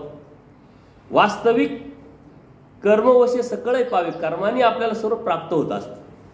कनाशीच्या ब्राह्मणाकडे परमेश्वर गेले, त्या कनाशीच्या ब्राह्मणाने देवाची सेवा केली, परमेश्वर प्रसन्न झाले. आणि प्रसन्न झाल्यानंतर परमेश्वर काय सांगतात त्या ब्राह्मणाला, की मी प्रसन्न झालो, तुला काय मागायचं ते माग. आणि ते मागायला लावल्यानंतर त्यांनी सांगितलं, सुनेच्या हातातून ताक भात मला मिळावं. आता पहिले त्याचं लग्न, नंतर मुलगा, नंतर सून, दूध दुभतं भरलं म्हणजे नंतर त्याच्याकडे गाई म्हशी आल्या म्हणजे शेती आली. एकाच शब्दामध्ये त्यानं सारं परमेश्वराकडून मागून घेतलं. देव म्हटले, कर्मवशे तुला हे मिळणारच आहे, तू कर्माने मिळवलेलं आहे. जसं महिनाभर काम केलं पगार भेटतो, शेती केली बाजारात मार्केटमध्ये ते फळ नेले पैसा नंतर भेटतो, अगोदर काही भेटतो. असं एखादा व्यापारी आलाय का, पैसे घे आता टमाटे लाव आणि आणून दे मग ते फेडू, असं होईल का? किंवा अशी कंपनी आहे का, पगार घे महिनाभर कामाला ये, असं होत नसतं. पहिले कर्म करावं लागतं, म्हणजे पहिले पेरावं लागतं मग उगवतं. आणि जे पेरलं तेच उगवतं. बाजरी पेरली तर बाजरीच उगवल, गहू नाही उगवत. जे पेरावं लागतं हा सिद्धांत आहे, पण जे पेरलं तेच उगवतं. तुम्ही कोणती सामग्री गोळा करताय, संत की असंत, चुकीची का योग्य, यातून संस्कार आणि त्यातून क्रिया आणि त्यातून परमेश्वर. त्या ब्राह्मणाला देव म्हणतात, हे तुला कर्मवशी भेटणार आहे, त्याच्यासाठी तुला माझ्याकडे मागण्याची काही आवश्यकता नाही. असं काही माग का जे तुला कर्माने मिळणार नाही. ते सांगून सुद्धा त्याच्या लक्षात नाही आल्यामुळे त्यांनी तेच मागितलं. आणि देवाने मग सांगितलं कल्पवृक्षाचा दृष्टांत. म्हणजे कल्पवृक्ष असतो, त्या कल्पवृक्षाखाली एक व्यक्ती जातो झोपायला. बाजार तो एक वेव आणायला गेलेला असतो कपडा शिवण्यासाठी. कपड्याला मशीनीला त्याला ते एक सामान असतं, साहित्य असतं, वस्तू असते, त्याला वेव म्हणतात. त्याला ते वेळ आहे मार्केटमध्ये म्हणून तो त्या झाडाखाली झोपतो. त्याला ती सरळ फांदी दिसते, त्यानंतर किती सुंदर वेव होईल. ती कल्पवृक्ष असल्यामुळं कल्पनेत आलेली गोष्ट त्याला देण्याची इच्छा होते. त्याने ती फांदी खाली पाडते, वेव त्याला भेटतं. तो म्हणतो बरं झालं, आता मार्केटमध्ये जायची गरज नाही. तो रिटर्न होतो. ते कल्पवृक्ष त्याला ओळख करून देतो की मी कल्पवृक्ष, तुला काय मागायचं ते माग, मी प्रसन्न झालो. तो म्हणतो हे वेव तुटलं बिटलं तर अजून एखादं वेवच द्या. परमेश्वर काय म्हणतात, परमेश्वर काळाला समजला, जाणवला, बोध दिला. त्या परमेश्वराकडे आता जे सांसारिक फळ आहे, सुख आहे, ते मागावं का जे कर्माने तुम्हाला मिळणार आहे? का परमेश्वराचं ज्ञान मागावं, परमेश्वराचं प्रेम मागावं, आपल्या जीवनाची मुक्ती मागावी? हे आपल्याला कन्फ्युजन झाल्यामुळं, आपल्याला संभ्रमावस्था आल्यामुळं, आपल्याला न समजल्यामुळं आपल्याला धर्मातून काय घ्यायचं हे नाही कळालं. आणि म्हणून आपण दृष्टपर भक्ती करतोय. आणि दृष्टपर भक्ती ही देवतेचीच भक्ती असते, परमेश्वराची भक्ती नसते. का? दृष्टपर फळ देण्याच्या सिस्टमचा एक भाग देवतेकडे दिलेला आहे परमेश्वराने. तो अधिकार परमेश्वराने त्या देवतेकडे दिलेला आहे. तुम्ही भक्ती कराल, कशासाठी कराल यावरती कोणाची भक्ती ती ठरत असते. तुम्ही जर डॉक्टरकीला ऍडमिशन घेतलं तर MBBS व्हाल, BAMS व्हाल किंवा डॉक्टरची डिग्री मिळाल. तुम्ही इंजिनिअरिंगला जर ऍडमिशन घेतलं तर तुम्हाला डॉक्टर होता येणार नाही, प्रॅक्टिस करता येणार नाही. तुम्ही शेती करताय तर त्यातून कष्ट करून ते फळं आहे ते मार्केटमध्ये विकल्यावर पैसे भेटणार आहे. नोकरी करताय तर महिनाभर काम केल्यानंतर पगार भेटणार. हे सर्व ठरलेलं असतं. तसं आपल्या सांसारिक फळं देण्याचं काम देवतेकडे असल्यामुळं आपण जर ते मागत असलो तर देवतेचीच भक्ती होती. आणि ते मागण्यासाठी भक्ती करायची नसते. भक्ती ही मुक्तीसाठी करायची असते. ती मुक्ती परमेश्वर देत असतो. त्याच्यासाठी आपल्याला दिला आहे परमेश्वराने बोध. आणि त्या बोधाद्वारे जीव, देवता, प्रपंच आणि परमेश्वर यातला फरक आपल्याला कळायला आहे. उपदेश घेणं म्हणजे सारं समजून घेणं, अहेतुकपणे परमेश्वराची भक्ती करणं. आणि ती भक्ती करत असताना त्या रस्त्यावरती जाणं. आता रस्त्यावरती जाणं म्हणजे काय? तुम्ही म्हटले बाबा आम्ही तो उपदेश घेतलाय, आम्ही भक्ती करतोय, सकाळ संध्याकाळ देवपूजा करतोय, काहीतरी स्थान करतोय, काहीतरी क्रिया करतोय, मग आता भेटायला पाहिजे देव आम्हाला. परंतु देवानी काय करायला लावलंय हे जर आपण समजून नाही घेतलं ते आपण करत नाही. आणि म्हणून त्या कृतीवर न गेल्यामुळं आपण पास पण होतो. म्हणून आचार परमेश्वराने सांगितलं. तो आचार आपल्याला असं वाटतं की साधू संतांनी आचार करायचा राहतो. आपण संसारात आहे, आपल्याला आचार करायची गरज नाही. प्रापंचिक सुख मिळवण्यासाठी आपण भक्ती करतो, त्याच्यामुळे आचाराचा आपला काही संबंध नाही. परंतु आपण आपल्या जीवनामध्ये कसं राहतो, कसं वागतो, कसं जीवन जगतो, तोच आचार असतो. तोच जीवन जगण्याची जो सेन्स आपण म्हणतो तोच अध्यात्माने आपल्याला सांगितलेला आहे. चांगलं बोलणं हा आचार आहे, भांडण न करणं हा आचार आहे, नैतिकता सांभाळणं हा आचार आहे, हा धर्माचा आचार आहे. आणि या सर्वांसाठी आहे, तुमच्यासाठी आहे, माझ्यासाठी आहे, सर्वांसाठी आहे. त्याच्यामुळे तुम्ही त्या बाबतीत विचार नाही केलेला. म्हणून धर्म काय आणि उपदेश घेणं म्हणजे काय, परमेश्वराची एकनिष्ठ भक्ती करणं म्हणजे काय हे आपल्या लक्षात येत नाही. म्हणून परंपरागत आपण बऱ्याच गोष्टी करतो. आजही तुम्ही कर्मकांड करत असेल, कर्मकांड हा शब्द तुम्ही बऱ्याच वेळा ऐकला, पण कर्मकांड कशामध्ये बसतं आणि कर्मकांडात काय बसते आपल्याला माहित नाही. परंपरागत पितरपाटा येतात की नाही, नागपंचमी येते की नाही, बैलपोळा येतो की नाही, लक्ष्मीपूजा येते की नाही, त्या लक्ष्मीपूजेमध्ये तुम्ही काय काय पूजा करतात, हे सर्व कर्मकांड आणि देवतेचे व्रतवैकल्य आहे. याच्या व्यतिरिक्त विचार करणं, याच्यातून बाहेर पडून परमेश्वराची भक्ती करणं, तो परमेश्वराची भक्ती, ती एकनिष्ठ भक्ती, त्या भक्तीत आपण बसतोय. या परंपरा कळायच्याच नाही का? परंपरा हा संग्रह पाळण्याच्या उद्देशाने करायच्या असतात, परंतु कशा पद्धतीने करायच्या, कशा उद्देशाने करायच्या, कोणत्या हेतूने करायच्या हे जर आपण नाही समजून घेतलं तर आपल्याला दिलेली भक्ती, आपल्याला मिळालेली भक्ती एवढी मोठी असूनही ती आपल्याला किंमत न कळाल्यामुळं आपल्यातून त्यातून जो आउटपुट, जे रिझल्ट मिळवायचा तो आपल्याला मिळूच शकत नाही. संग्रह पाळायचा आहे. संग्रह का पाळायचा, कशा पद्धतीने पाळायचा, ती व्यावहारिकता, ती कुशलता आपल्याला वापरावं लागेल. आजच मी तुमच्याकडे यायला निघालो, एक मला फोन आला. त्या व्यक्तीने मला काय सांगितलं का आमच्या भावबंदकीमध्ये आमचा चुलत भाऊ आहे आणि त्या चुलत भावाच्या मुलांनी सुसाईड केलं, म्हणजे आत्महत्या केली म्हणे. आता मी माझ्या गुरुबांना फोन केला, म्हणे तो उपदेशी आहे, गुरुबांना फोन केला. गुरुबाबा म्हणले तुम्ही आता 12 वर्ष तिथं जायचं सुद्धा नाही, काही खायचं नाही, प्यायचं नाही, अजिबात जायचं नाही. आता मला भीती निर्माण झाली, कारण समाजात राहायचंय, गावात राहायचंय, भावबंधांमध्ये राहायचं, जायचंच नाही असं कसं काय? कारण त्या व्यक्तीनं माझ्या अडीअडचणीच्या काळात उपयोगी पडलेले, संकटात अडीअडचणीच्या काळात उपयोगी पडतात. लोक जातात, संकटाच्या वेळेस जातात, लग्न कार्याला भावबंधाशिवाय येणं जाणं नसतं, त्याला शोभा येत नाही, साऱ्या गोष्टी करावं लागतं समाजात राहायचं. आणि आमचे गुरुबा तर म्हटले जायचंच नाही, 12 वर्ष ते बी.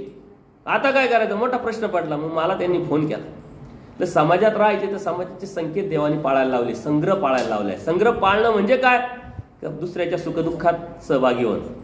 धर्म ही गोष्ट वेगळी आहे आणि समाजात राहणे ही गोष्ट वेगळी आहे. परंतु समाजात राहत असताना आपण धर्म कसा सांभाळतो आणि सांभाळण्याचं ज्ञान आपण कसं घेतलेलं आहे यावरती अवलंबून असतं. जर तुम्हाला धर्म नाही कळाला तर तुम्ही धर्मातून जाण्याची शक्यता आहे. धर्म समजून घेतला तर तुम्ही समाजात राहा, समाजाचे संकेत पाळा, संग्रह पाळा, तरी तुम्ही धर्माला सांभाळू शकता. देवाने काय सांगितलं, त्याच्या सुखदुःखात तुला जावंच लागेल. तू जा, त्याच्या अडीअडचणीच्या काळात जा. फक्त तिथं जेवू नये. का जेवू नये, तर ते तामस अन्न आहे. आपण इतर देवतेची भक्ती का करत नाही, आणि भक्ती जरी करत नसलं तर दुसऱ्या देवतेची प्रसाद पण खात नाही. का खात नाही, तर त्या प्रसादावरती त्या देवतेचा अधिकार असतो. बरं, तो प्रसाद खाल्ला, त्या देवतेच्या निमित्ताने केलेलं जेवण खाल्लं, लगेच आपण आजारी पडू मरू असं काही आहे का? असं काही नाही. आपल्या जीवनामध्ये जो परमेश्वराची भक्ती आपल्याला भेटलेली, बोध भेटलेला आहे, त्याच्यामध्ये मलिनत्व निर्माण होईल आणि त्या मलिनत्वातून आपण धर्मावरून जाऊ. आणि आपण उपदेशी असून सुद्धा आपण म्हणतो सारखंच असतं, काही नसतं फरक. असे काही तुमच्या आजूबाजूला लोक असतात की जे दशक्रियाला जातात, खातात, सत्यनारायणाला जातात, खातात, पित्रात जातात, खातात, उपदेशी आहे. परंतु आता ते तुम्हाला सांगायला लागले सारखंच असतं, म्हटले आज पुढं असतं काय, समाजात राहायचं. मग ते अन्न आहे, अन्न तर पूर्वब्रह्म असतं, मग काय हरकत आहे खायला? अन्नामध्ये दोष नसतो. आचार्य एकदा असेच व्यापार करत होते, त्यांना भूक लागली. देव सांगतात मग तुम्हाला भूक लागली तर तुम्ही जा, काय असेल मठामध्ये पाणी भात बाई सांगून मागून घ्या. म्हटले नाही, तुम्ही तर सांगितलं भिक्षेचंच अन्न खायचं, आता भिक्षे व्यतिरिक्त अन्न मी कसं काय खाऊ? म्हणले अन्नात दोष नाही. म्हटले तुला भूक लागली आहे तर तू जेवू शकतो, परंतु ते अन्न कोणत्या हेतूचं आहे त्यावरती अवलंबून आहे. ते दशक्रियेचं असेल तर ते तामस अन्न आहे. 10 दिवसाच्या आत जर तुम्ही तिथं जाऊन जेवण केलं तर ते तामस अन्न आहे. देवतेच्या अनुषंगाने निर्माण झालेलं जे अन्न आहे ते तामस अन्न आहे. त्यातून देवता आपल्याला आपल्या मनामध्ये, आपल्या हृदयामध्ये आपलावतात आणि मलिनत्व निर्माण धर्मावरून जाण्याची शक्यता असते. समाजात राहायला अडचण नाही, समाजात जा तुम्ही, फक्त खायचं नाही. मग त्याला मी काय पर्याय सांगितला, तू उठ लगेच म्हटलं. आता त्याला गरज आहे तुझी, सांत्वन करायचंय त्याला. तू जा, ज्यावेळी जेवणाची वेळ येईल घरून डबा घेऊन जा, देवाला उपहार दाखवा, तिथं जेवण कर, पाण्याची बॉटल भरून घेऊन जा, तिथं जेवण कर. परंतु संकटात जायचं नाही. धर्मामध्ये सर्वात जास्त मानवता आणि माणुसकी सांगितलेली. असं जर तुम्ही वागले तर तुम्ही काय, लोक काय म्हणते, मान भाव यांच्यामध्ये माणुसकीच नाही, मानवताच नाहीये. इकडं जाती नाही, तिकडं जाती नाही, खाणे गोष्ट वेगळी आहे. की बाबा धर्माची गोष्ट असेल, त्यांच्या गुरुनं सांगितलं, त्यांचं धर्माचं तत्व असेल, सिद्धांत असेल, ती गोष्ट वेगळी आहे. मला असे अनुभव आलेले आहे की मी एका ठिकाणी गेल्यानंतर सारे जेवायला बसले. एक व्यक्ती काय केलं, त्यांनी डबा आणलेला होता आणि पाण्याची बॉटल आणलेली होती. तो बसला, त्यांनी टोपी काढली, त्याचं काय असेल ते केलं. मी विचारले काय, म्हणले हे त्यांनी गुरु केलेला आहे म्हणे, आणि त्या गुरुने त्यांना जसं सांगितलं तसं ते वाढतात. ते कुठे जातात म्हणे, स्वतःचा डबा असतो. म्हणजे अन्य भक्त आहे, तो त्या देवतेचा भक्त आहे, त्यांच्याशी बोलायचा मी प्रयत्न केला, ते माझ्याशी बोललेच नाही.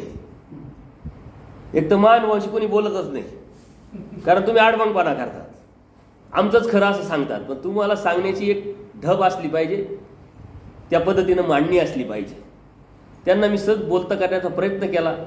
ते म्हटले आम्ही जनार्दन स्वामींचे शिष्य आहोत, आमच्या बाबांनी आम्हाला असं सांगितलं, कुठं जायचं तर स्वतः डबा घेऊन जायचा, कुठंच जेवायचं नाही, कुठंच नाही. आता आपण तरी सांगतो दशक्रियाकडे खायचं नाही, तेव्हा त्या कुठंच जेवायचं नाही, कारण मी जेवतो आता ते जेवण दशक्रियेचं नव्हतं, सत्यनारायणाचं नव्हतं, कोणत्या प्रकारचं कर्मकांडाचं नव्हतं. प्रीतीनं बोलवलं होतं की बाबा या दोन, सहज, बाकी काहीच हेतू नाही. आणि मग आता बाबा येणार आहे तर मग दोन भाऊबंद सांगा, दोन नातेवाईक सांगा, मित्र सांगा, आपण म्हणतो की नाही असं, तशा पद्धतीचं जेवण होतं. याचा अर्थ तिथं काही चुकीचं नव्हतं. तरी पण अन्य माणूस की ज्याला कोणत्याही प्रश्नाचं उत्तर देता येणार नव्हतं, त्याला प्रश्न विचारायचे, त्याला सांगता येणार नव्हतं, पण त्यांनी किती कट्टरता पाळली. मी त्याच्याकडे तो काय गुण घेतला का कुठे जा, आपला धर्म कसा सांभाळता येतो, ही कट्टरता त्यांच्यामध्ये असते. तुम्हाला तर चार गोष्टी कळतात, समजतात, तरी तुमच्या मनामध्ये समज असतो, गैरसमज असतो, अज्ञान असतं. त्याच्यामुळं समाजात राहत असताना धर्म जर तुम्ही समजून नाही घेतला, जाणून नाही घेतला, ज्ञान नाही घेतलं, तर तुमचा धर्म जो भेटलाय तुम्हाला, ज्याची किंमतच होत नाही, अशा छोट्या छोट्या गोष्टीतून आविधी घडून तुम्ही धर्मावरून जाऊ शकता. आणि त्यासाठी परमेश्वराने आपल्याला अनेक दृष्टांतातून या गोष्टी समजून सांगितलेल्या आहेत. एकदा बाईसा काय करते, पूजा औषध झाला, देवाचा प्रसाद भेटला, बाईसा काय करायच्या की सर्वांना प्रसाद द्यायच्या आणि निम्मा प्रसाद आचार्यांना द्यायचा. म्हणजे निम्मा प्रसादामध्ये सारे आणि निम्मा वाटा आचार्यांना एकट्यानं. तर त्यांनी विचारलं, देवा मी असं असं करते, काय आविधी तर नाही लागणार? देव काय म्हणतात, आविधीने आविधी निर्माण होतो, तर आविधीतून जीव धर्मावरून जातो. त्यासाठी देवाने एक जाड्याचा दृष्टांत सांगितलं. म्हणजे गाव असतं, त्या गावामध्ये मंदिर असतं, मंदिरामध्ये एक पुजारी असतो, तो दररोज आपलं इमाने इतबारी धार्मिकता करत असतो. लोकांमध्ये अरे चांगला माणूस आहे, चांगला म्हणून एक गावातला एक प्रतिष्ठित माणूस असतो, पोलीस पाटील असेल, सरपंच असेल, कोणीतरी प्रतिष्ठित, तर त्या पुजाऱ्याला एकदा जेवायला बोलावतात. जेवायला बोलावल्यानंतर आता पुजारी कधीतरी जेवायला आले, आग्रहाने त्याला जेव घातलं, त्यांनी बी भरपूर जेवण केलं. जेवण केल्यानंतर तो मंदिरात आला. आता जेवण केलं का आपोआप माणसाला झोप येते, सुस्ती येते, आणि तो त्या देवतेकडे पाय करून झोपला. त्या देवतेने स्वप्नात येऊन सांगितलं की अरे तू काय करू राहिला, माझ्याकडे पाय करून झोपलाय, मला पाय लागताय. तो परत उठला असा खडखडून, म्हणे देव माझी माऊली, माझी माता, माझी पिता तूच, एवढंच सण करत नाही का? आता मला, मी जेवण करून आलो, मला झोप आली, काय फरक पडतो? ही फरक काय पडतो असा उद्देश त्यांनी मनात आणला. तो परत झोपला.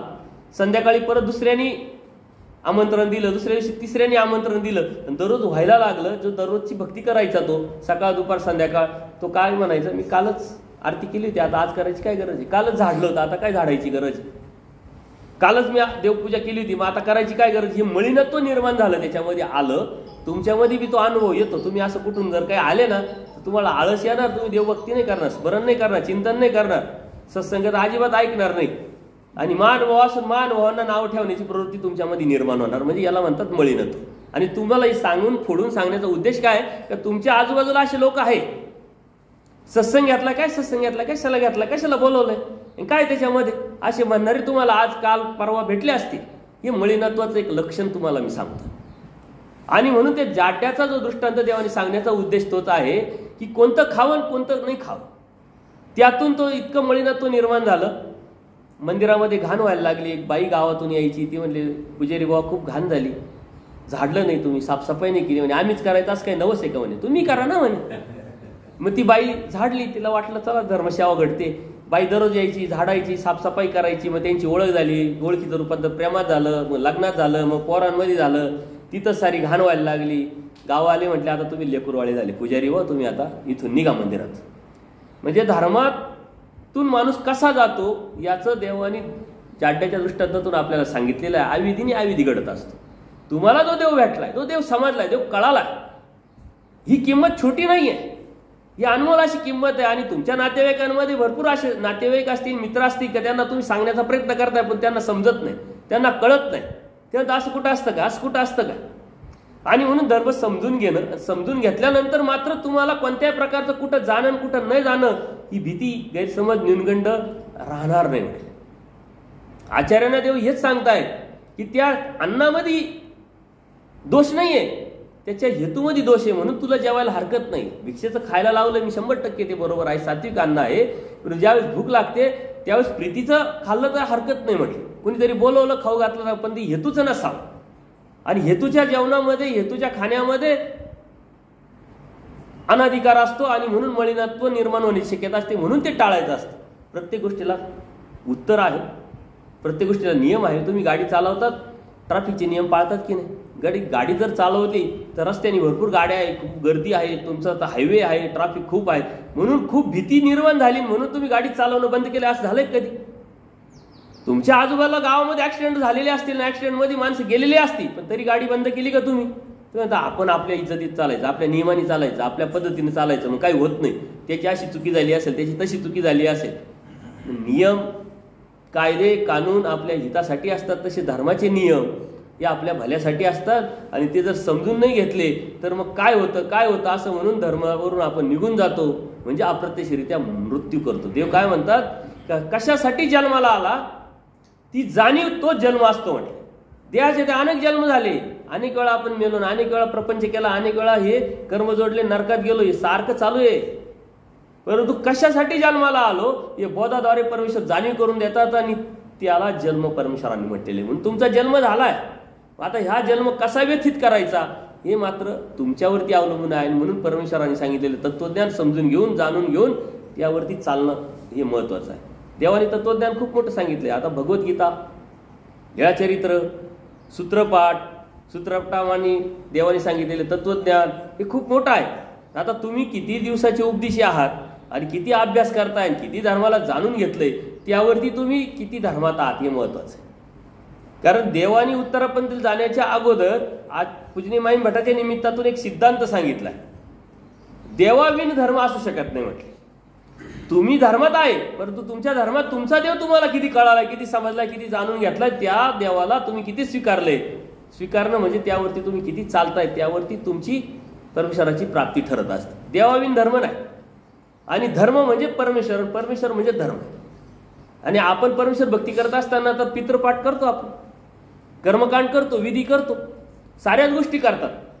आणि हे करत असताना मग आपण एकनिष्ठ भक्ती करतोय, तर परमेश्वराची भक्ती करत असताना हे साऱ्या ज्या गोष्टी आहेत परमेश्वराच्या ठिकाणी आपल्याला करायच्या असतात. समाजात राहत असताना समाजाचे संकेत पाळून त्या त्या ठिकाणी आपली बौद्धिक कुशलता वापरायची असते. आता तुमच्या गावामध्ये अन्य लोक आहे, सप्ताह पण होत असतील, बरेच कार्यक्रम पण होत असतील, पण तुमच्या डोक्यात काय, जायचंच नाही.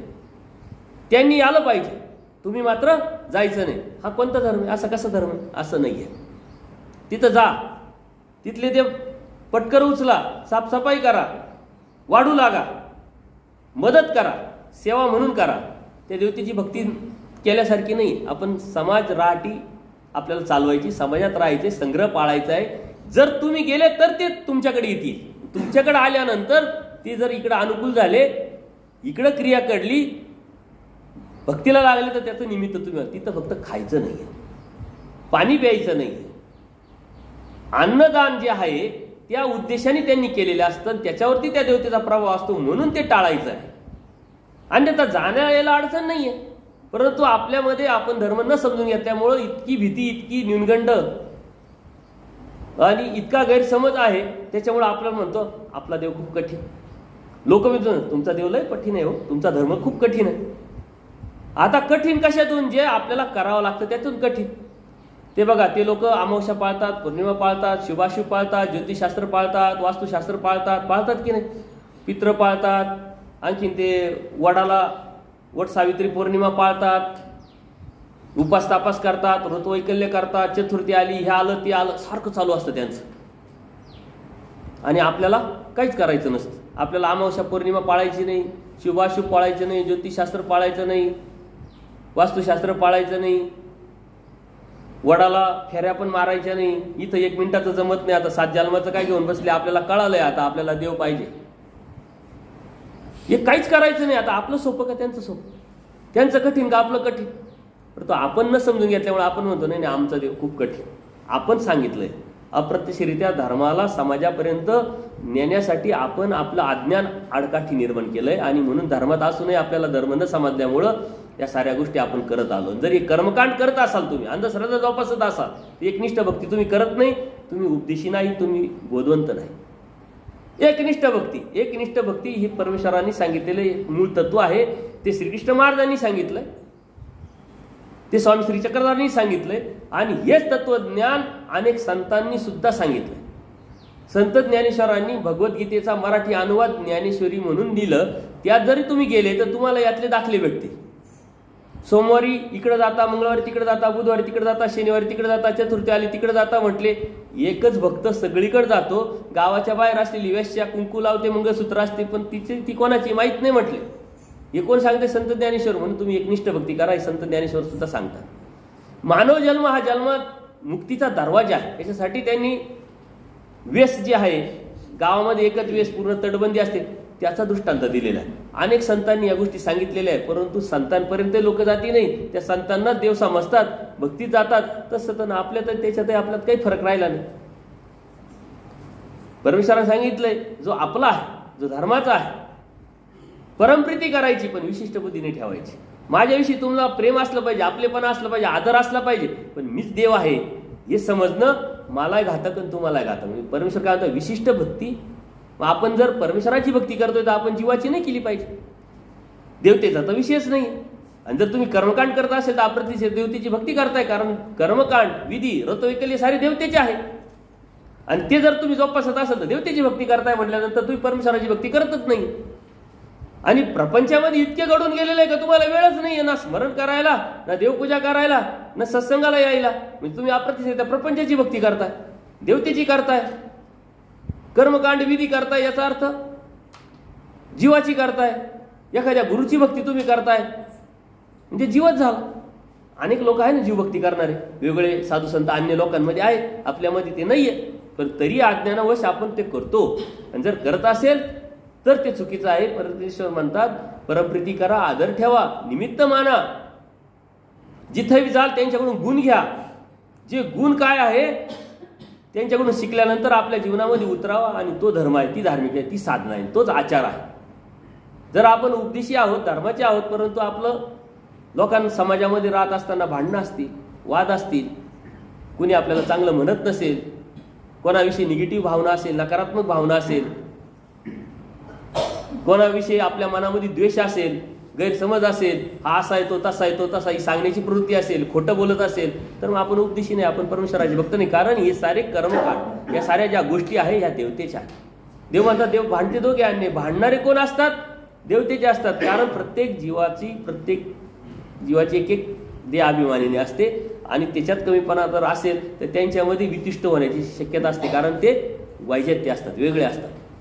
परमेश्वर काय म्हणतात? मी सम, जीव विषम. ही विषमता आपल्या मनामध्ये जर असेल ती देवतेची भक्ती केल्यासारखी. म्हणून परमेश्वराची भक्ती करणं म्हणजे एकनिष्ठ भक्ती करणं. एकनिष्ठ भक्ती करत असताना कोणत्या प्रकारचे कर्मकांड न करणं, अंधश्रद्धा न जोपासणं म्हणजे परमेश्वराची भक्ती करणं.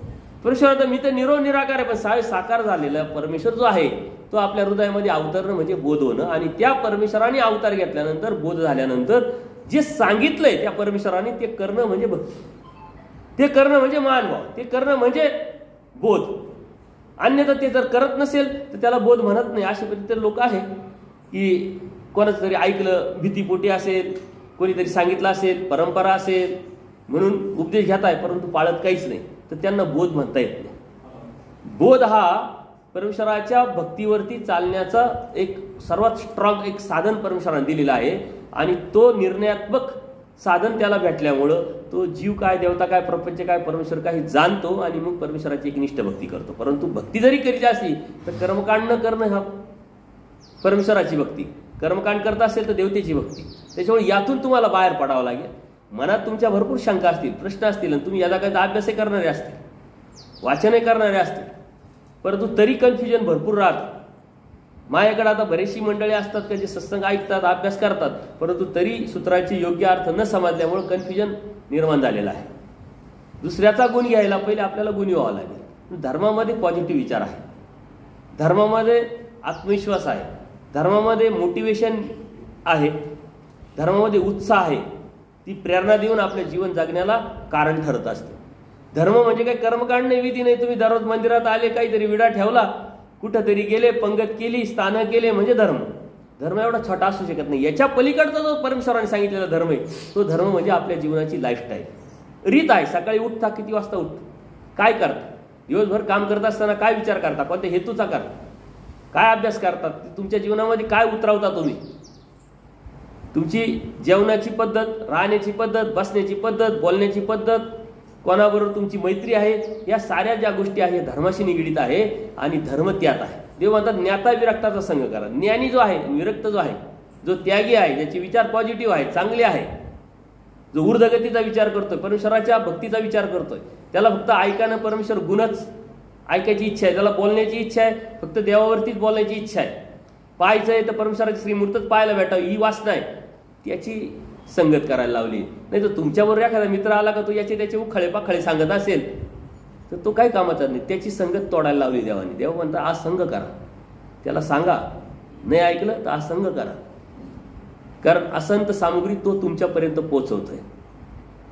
एखादी व्यक्ती याचे त्याचे चुकीचे दोष सांगत असेल, अन्य वार्ता करत असेल, परमेश्वराव्यतिरिक्त देवतेची, जीवाची, समाजाची, प्रपंचाची चर्चा करत असेल, राजकारणात आपला अर्थार्थी संबंध नाही पण राजकारणावर बोलत असेल, समाजकारणावर बोलत असेल, भांडणावर वादावर बोलत असेल तर त्याच्याशी दोस्ती परमेश्वर म्हणता करू नका. पूर्वी लोक म्हणायचे बघा, समाजाला जर ओळखायचंय, जीवाला ओळखायचंय तर एक तर व्यवहार करून पहा, नाही तर प्रवास करून पहा.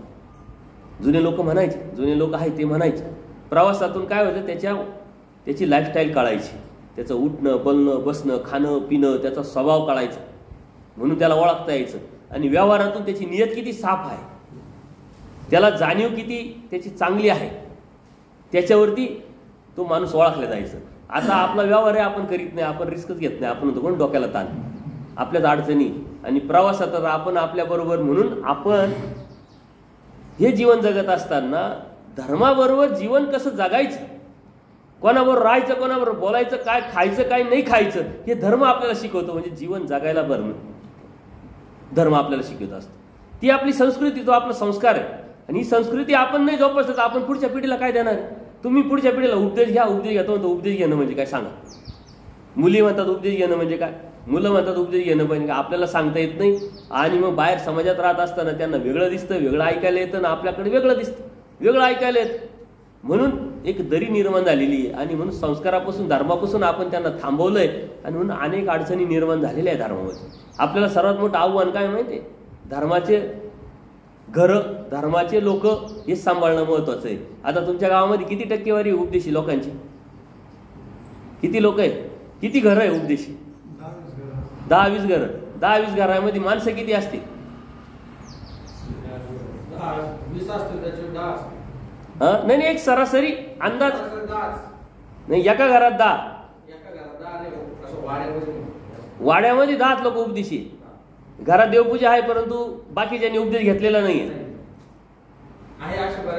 असे बऱ्यापैकी. यातले असे किती जण आहे की ज्यांच्या घरात देवपूजा आहे, आई वडील उपदेशी आहे परंतु उपदेश घेतला नाही? हात वर करा बरं. एकच दादा आहे का तो? त्यांनी हिंमत केली म्हणून 2 मुलं आहे, 3च मुलं आहे, बाकी सारे तुम्ही. त्याच्यात काय लाजायचं काय? त्याच्यामध्ये हात वर करायला काय लाजायचं? तुमच्या घरामध्ये करा, हात कार्य करा. सांगण्याचं तात्पर्य काय? तुमच्या घरामध्ये देवपूजा आहे ना, आई वडील उपदेशी आहे. आता तुमच्या वयाच्या अनुषंगाने तुमच्या आई वडिलांचं वय उपदेश घेण्याचं आणि त्या घरामध्ये राहण्याचं तुमचं वय किती असेल? 50 वर्ष झाले तुम्ही त्या घरामध्ये, आणि त्या घरामध्ये देव आहे, धर्म आहे, उपदेश आहे, तरी तुम्ही उपदेश नाही घेण्याचं कारण काय? फक्त अज्ञान, फक्त गैरसमज, धर्म न समजून घेतल्यामुळं. बरं, आपल्या आई वडिलांनी स्वीकारलेली गोष्ट योग्य की अयोग्य याचा तरी विचार आपण केला पाहिजे. ज्या अर्थी माझ्या आई वडिलांनी ती स्वीकारली याचा अर्थ चांगलीच असेल, आणि त्या पायावरती, त्या रस्त्यावरती चालणं माझी ड्युटी, माझं कर्तव्य. ज्या घरात धर्म आहे तिथं तर तत्वज्ञान समजून घेण्याची आवश्यकताच नाहीये. साऱ्या गोष्टी आपण लहान मुलांना आपण शाळेत घालतो. तुमच्या मुलांना तुम्ही शाळेत घातलेलं आहे, त्या मुलांना विचारलं का शाळेत घालताना आता तुझ्या दाखल्यावरती कोणती जात चिटकव, जात लिहू, असं विचारलं का? तुम्ही गृहीत पकडलंय आणि आपला मुलगा आहे म्हणजे आपलीच जात. त्याच्यामुळं त्यानं जात चिटकून टाकली. मग जर तुमच्या घरामध्ये धर्म आहे, धार्मिकता आहे, तर मग धर्म का दिला नाही, का घेतला नाही तुम्ही? याचं कारण का? फक्त अज्ञान, फक्त गैरसमज, समजून न घेणं. जे उपदेश घेणं म्हणजे काय डोक्यावर डोंगर घ्यायचा आहे का? उपदेश घेणं म्हणजे परमेश्वराची भक्ती करणं. भक्तीतले प्रकार आहे जीवभक्ती, देवता भक्ती, भूत भक्ती आणि परमेश्वर भक्ती. सर्वश्रेष्ठ भक्ती परमेश्वर. जीवभक्ती करणारे लोक मी तुम्हाला सांगितले. तांत्रिक मांत्रिक भूत भक्ती करणारे आहे, देवता भक्ती करणारे तुम्ही दररोजच पाहतात. परमेश्वर सर्वश्रेष्ठ भक्ती. आणि तो परमेश्वर कोण आहे याची जाणीव, याचा बोध परमेश्वराने आपल्याला दिलेला. तुम्ही भाग्यवान आहे का ज्या घरात तुम्ही जन्माला आले, जिथं देवपूजा आहे, धर्म आहे, धार्मिकता आहे, परंपरा आहे, संस्कार आहे, संस्कृती आहे. पण तुम्ही त्यापासून वंचित राहण्याचं कारण तुमची निर्णय क्षमता नाही, तुमची बुद्धी तीक्ष्ण नाही, बुद्धिवादी तुम्ही नाही. तुम्ही लाख समाजामध्ये मोठे, व्यवहारामध्ये मोठे असाल, परंतु धर्माच्या अनुषंगाने तुम्ही बुद्धिवादी ठरत नाही. ज्या घरामध्ये आपली देवपूजा आहे, आपण करतोय, संस्कार आहे, संस्कृती आहे, आपले आईवडील उपदेश आहे, हे नेमकं काय आहे हे तर समजून घेतलं पाहिजे. तुमच्या वावराच्या साऱ्या हद्दी तुम्हाला माहिती आहे.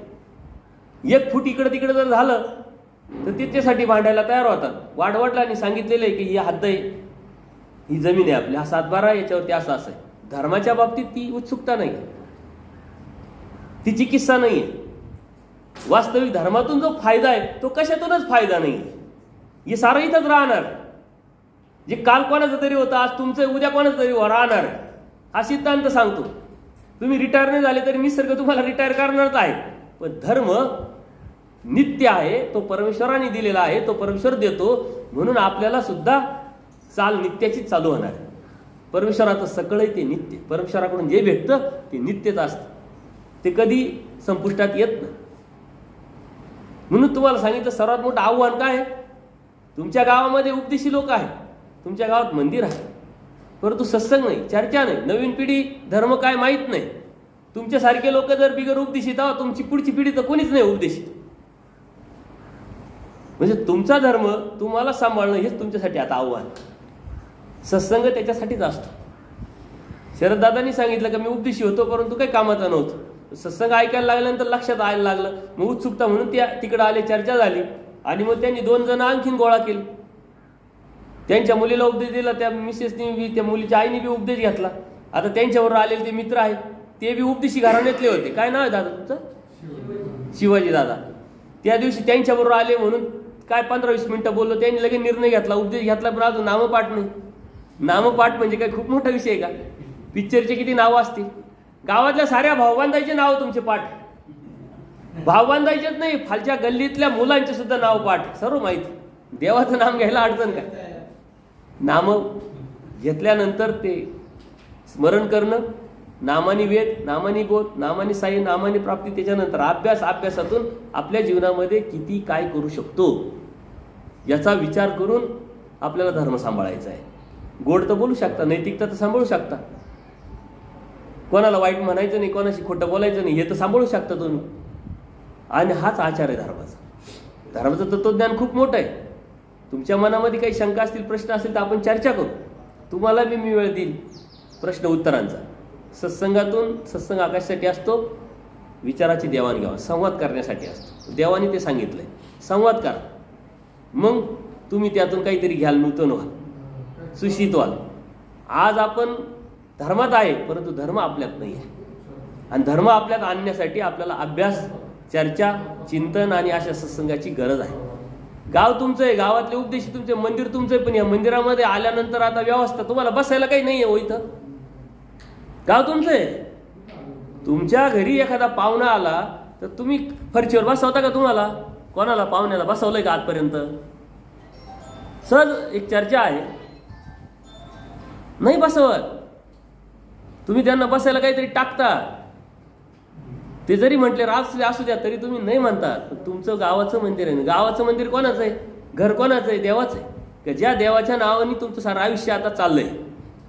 तुम्ही म्हणत आहे देवकृपा, देवकृपा, देवामुळं असं झालं, देवामुळं तसं झालं, पण त्या देवाच्या मंदिरामध्ये ती व्यवस्था पाहण्याचं काम कोणाचं आहे? गावकऱ्यांचं आहे. ते करतील कधी? जाणीव असेल, धर्माविषयी प्रेम असेल, आपलेपणा असेल, देव कळाला असेल. कोण येतंय कोण नाही येतं याच्याशी काही मतलब नाही. माझी ड्युटी या गावाच्या या मंदिराच्या आजूबाजूला कोण उपदेशी राहतं त्याची पहिली ड्युटी, कर्तव्य पहिले, जो जवळ राहतो तो. त्याच्यानंतर मग पुढचे पुढचे पुढचे पुढचे. कारण त्याचं भाग्य आहे का मंदिराजवळ तो आलेला, त्याला सेवा करायला भेटली, देवाने दिलेली संधी आहे. पण ती संधी काय आहे हे आपल्याला कळालं पाहिजे. संधी काय आहे आपल्याला न समजल्यामुळं परमेश्वराने तर आपल्याला अनेक संध्या प्राप्त करून दिलेल्या आहेत. आजपर्यंत तुमच्या गावात सत्संग झाले की नाही कधी? जर सत्संग होत नसतील तर धर्माची चर्चा होईल कधी? पारावर तर जाऊन तर आपण धर्माची चर्चा करत नाही, घरात तर आपण कधी चर्चा करत नाही, कधी एकामेकाला भेटल्यानंतर तर चर्चा करत नाही. फक्त काय मग कालच्या लग्नाला गेले होते का आणि उद्याच्या लग्नाला जायचंय का, आणि कालच्या लग्नाला ती भाजी चांगली होती परंतु आळणी होती ना आंबट होती, खाऊन तर आले, याच्या व्यतिरिक्त काही चर्चा नसते. तुम्ही कधीतरी एकामेकाला भेटले आणि धर्मावरती चर्चा करी असं एक तरी उदाहरण तुम्ही दाखवा तुमच्या लाईफमध्ये की अरे तू उपदेशी आहे, मी उपदेशी आहे. मग उपदेश म्हणजे काय, धर्म काय, सूत्रपाठ काय, लीळा काय, गीता काय, सत्संग घेता का नाही, कुठं जातो का नाही, स्थानाला जायचंय तर तिथली लीळा काय. स्थानं करणारे भरपूर दिसतील पण तिथली लीळा सांगणारे कोणी मला दिसत नाही, भेटत. हे जर होत नसेल, ही घुसळण मिसळण होत नसेल तर धर्म काय होईल? लयात जाईल का ऊर्ध्वगतीला वाढेल? आणि तुमच्या मनामध्ये दुःख असतं, खंत असते, अरे आपला धर्माचा प्रचार नाही, आपला प्रसार नाही, करायचा कोणी? दूध पातेल्यात टाकलं आणि ते कोपऱ्यात ठेवून दिलं, त्याच्याकडे बघितलं नाही, काय होईल? ते दूध नासेल का राहील? आपोआप त्याचं लोणी निघल, तूप निघल, ताकणे असं होईल का? नाही होत. त्याला घुसळावं मिसळावं लागतं. सत्संग ही घुसळण मिसळण आहे. त्यातून तूप निघल, लोणी निघल, ते स्वीकारायचं आणि त्या स्वीकारातून आपल्या जीवनाचं हित करता करता दुसऱ्याला निमित्त व्हायचं, हे महत्वाचं आहे. मला नाही वाटत तुम्ही एकामेकाला भेटल्यानंतर दंडोत तरी घालीत असतील. घालता का दंडोत? शरद, तुम्ही एकामेकाला भेटल्यानंतर दंडोत घालता का?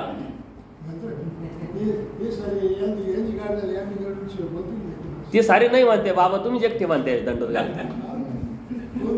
ठीक आहे, सर्व म्हणते नाही नाही घालत नाही म्हणे.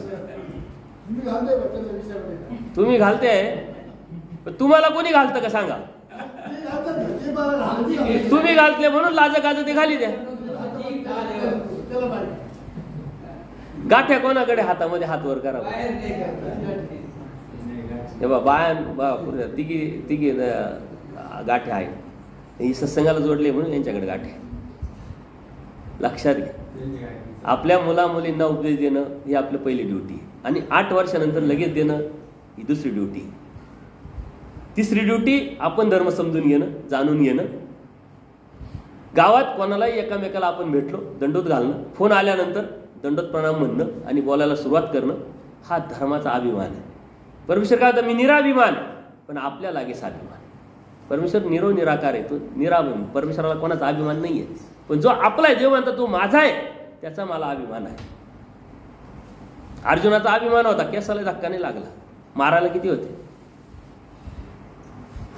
केसाला नाही धक्का लागला. तसं आचार्यांच्या बाबतीत, बाई भटांच्या बाबतीत तुम्हाला धर्म माहित नाही, त्याच्यामुळे धर्माचा अभिमान नाही, न्यूनगंड आहे, भीती आहे. उलट 4 लोकांमध्ये एखादा उपदेशी दिसतो तर त्याला आपण उपदेश करत नाही, त्याच्याकडे पाहतही नाही. जर त्यांनी पाहिलं घातला उपदेश, लोक विनाकारण आपल्याला काही नाव ठेवत्या का, काय पाहणच नको. ही धर्माची शोकांतिका आहे. धर्म आपला आहे, समजून घेणं आपलं काम आहे, स्वीकारणं, पाळणं, सांभाळणं आपलं काम आहे, पुढच्या पिढीला नेणं हे आपलंच काम आहे. कोणी येणार नाही परत. आणि त्या धर्मातून तुम्हाला काय भेटणार याचा नफा तोट्याचा जेव्हा विचार कराल तेव्हा तुम्ही स्वतःला भाग्यवान समजाल, तेव्हा तुम्ही स्वतःला किमतीवान समजाल. तुम्ही अनमोल आहात. मला माहिती आहे तुमची काय किंमत आहे. कारण साधा नामधारक का ज्याला 5 नामाव्यतिरिक्त काहीच कळत नाही, 4 पदार्थ माहीत नाही, आचार माहीत नाही, तत्व नाही, वाचन नाही, काहीच नाही, पण त्याला नाम भेटले देवाचे. परमेश्वर म्हणतात हा जो नामधारी साधा मायेचा जो देवतेचा सर्वात मोठी देवता आहे त्याचा जो विद्यावंत आहे त्याला जी स्वस्थता नसते त्याला याला ही स्वस्थता असते. म्हणजे त्याच्या पलीकडची ताकद, त्याच्या पलीकडचं किंमत आणि महत्त्व परमेश्वराने याला दिलेलं आहे. म्हणजे मला जाणीव आहे, मला माहिती आहे की अरे हा किती किमतीवान आहे. कारण हा लाखातला एक आहे, हजारातला एक. 1000 एक जेव्हा तयार होतात त्यातला एकच येतो, आणि हे एक जेव्हा 1000 तयार होतात त्यातला एक परमेश्वराला प्राप्त करू शकतो. हे रहस्यातलं रहस्य, दुर्मिळातलं दुर्मिळ आहे. आणि ते दुर्मिळातलं दुर्मिळ, ते रहस्यातलं रहस्य आपल्याला कळालंय पण आपल्याला त्याची किंमत नाही. म्हणून धर्म तुमचा आहे, कसा सांभाळायचा हे तुम्ही सांभाळायचं आहे, तुम्ही लक्षात घ्यायचं आहे, तुम्ही जाणून घ्यायचं आहे. इथं महिन्यातून एकदा सत्संग चालू करा. आज कमी लोक आहे, वाढतील. तुमच्या सत्संग घेऊ शकता. आजूबाजूला काही साधू संत आहे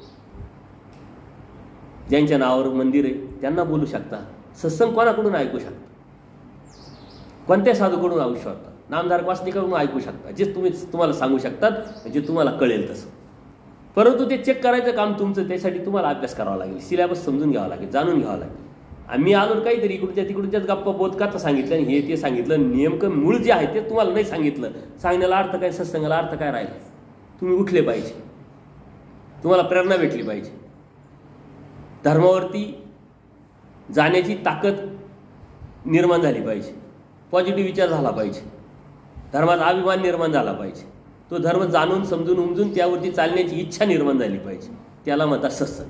नाही तर सत्संग घ्यायचे, भजनं करा, आरती करा, काहीतरी खा आणि जा, त्याला सत्संग म्हणत नाही. सत्संग ही चर्चा, संवाद, लोकांचे प्रश्न, त्यातून क्लिअरिफिकेशन, तत्व, सिद्धांत, आचार, विचार प्रणाली, मी काय करतोय, काय करायला पाहिजे, जे करतोय ते योग्य की अयोग्य हे चेक करण्याचं ठिकाण म्हणजे सत्संग. मंदिरात तर आहेत, मंदिरातले आता गावातले किती लोक दररोज दर्शनाला आता माहीत नाही. जुने लोक येत असतील, नवीन पिढी तर कोणी येत नाही, कारण ते उपदेशित नाही अजून. त्याच्यावर पहिलं तर काम तुमचं पहिलं त्यांना उपदेश देणे. उपदेश देण्याच्या अगोदर त्यांना पहिले समजून सांगणे.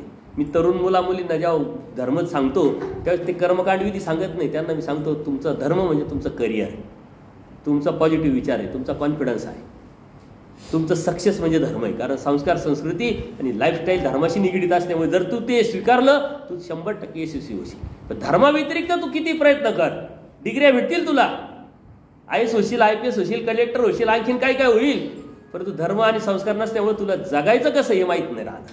पैसा असेल तुझ्याकडं, स्वस्थता नसेल, शांतता नसेल.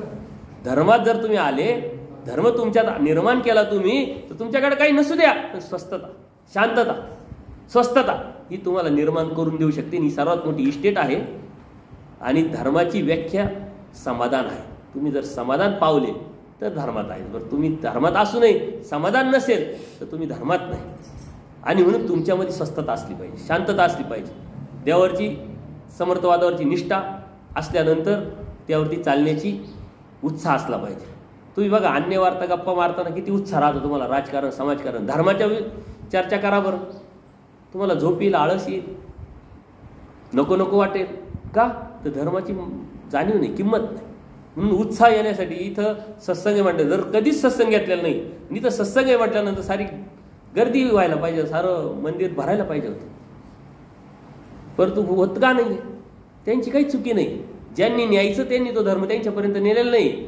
आणि दुसरी चुकी तुमची आहे, जो समजून घ्यायचा तो धर्म तुम्ही समजून घेतलेला नाही आहे.